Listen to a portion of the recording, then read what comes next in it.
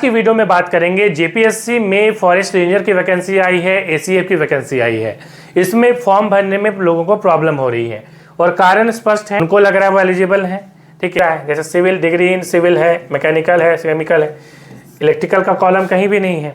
अब इनमें से क्या भरें, आज की वीडियो में बात करेंगे। जेपीएससी में फॉरेस्ट रेंजर की वैकेंसी आई है, एसीएफ की वैकेंसी आई है। इसमें फॉर्म भरने में लोगों को प्रॉब्लम हो रही है और कारण स्पष्ट है, क्योंकि जो क्वालिफिकेशन दी गई है जेपीएससी की तरफ से उसके अकॉर्डिंग कई लोगों को लग रहा है, जैसे ग्रेजुएशन वाले हैं, सिंपल ग्रेजुएशन वाले, बीए हैं, उनको लग रहा है वो एलिजिबल हैं, ठीक है। उसके बाद कई लोगों को लग रहा है, जैसे टेक्निकल की हम बात करें, बीटेक वाले की, जिसमें इलेक्ट्रिकल हो या हम बात करें जैसे इलेक्ट्रॉनिक्स हो, उनको लग रहा है वो एलिजिबल हैं, ठीक है। क्योंकि ऐसा कुछ लिखा हुआ है, तो मैं आपको समझाऊंगा, पूरी वीडियो को जरूर देखिएगा। और इसकी टेस्ट सीरीज और जो यहाँ पे नोट्स है झारखंड जीके की, ठीक है, वो नोट्स आपको मिल जाएगी किसमें, तो एनालाइज प्रो ऐप में। टेस्ट सीरीज तो पूरी प्रीलिम्स की है, पीटी की है, तो जरूर उसको ज्वाइन कर लीजिए, उसकी लिंक डिस्क्रिप्शन में मिल जाएगी। और टेलीग्राम ग्रुप भी ज्वाइन कर लीजिए, क्योंकि अपडेट आपको मिलता रहेगा, उसकी लिंक डिस्क्रिप्शन में दे दी गई, कमेंट में भी है। अब देखिए, यहाँ पे मैं आपको समझाता हूँ कि आखिर प्रॉब्लम क्यों हो रही है।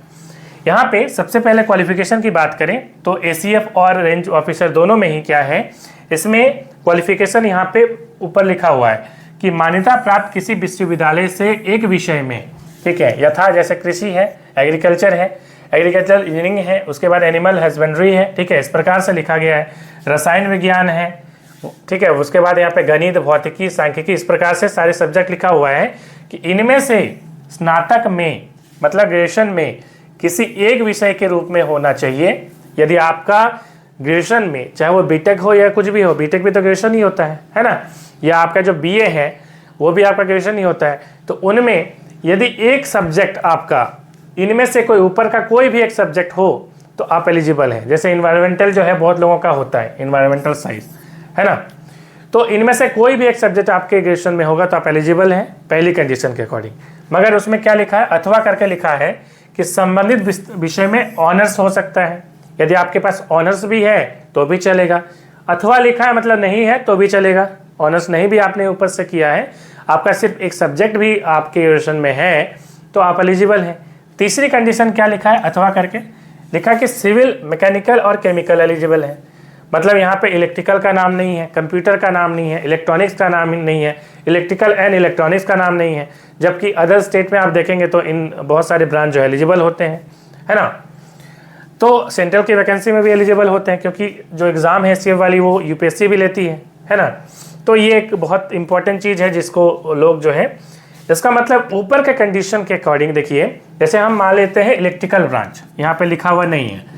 अब इलेक्ट्रिकल ब्रांच जो होते हैं वो मान लीजिए कोई बीटेक इन्होंने किया हुआ है, तो उनके सब्जेक्ट में फिजिक्स ज़रूर होती है, मैथ भी होती है, केमिस्ट्री भी होती है। तो ऊपर के जो एलिजिबिलिटी दिया हुआ है उसके अकॉर्डिंग आप एलिजिबल हैं, मगर नीचे जो लिखा हुआ है उसके अनुसार एलिजिबल नहीं है। देखिए, ये जो क्वालिफिकेशन दी गई है ना, इसमें विवाद चल रहा है, ठीक है। और जहाँ तक मुझे मालूम है कि इसमें केस भी हो चुका है, ठीक है। हालांकि मैं 100% श्योर नहीं हूँ, लेकिन जहाँ तक मुझे जानकारी मिल रही है इसमें केस हो चुका है हाईकोर्ट में, और उम्मीद करते हैं कि आपको एड ऑन भी कराया जाएगा। मगर अभी फिलहाल फॉर्म भरने में आपको दिक्कत आ रही है। जैसे मान लीजिए आप इलेक्ट्रिकल आप हैं और इलेक्ट्रिकल के थ्रू आप जान रहे हैं कि ऊपर वाले कंडीशन में कि हमारा तो केमिस्ट्री, मैथ वगैरह तो था, है ना, तो हम तो फॉर्म भर रहे हैं।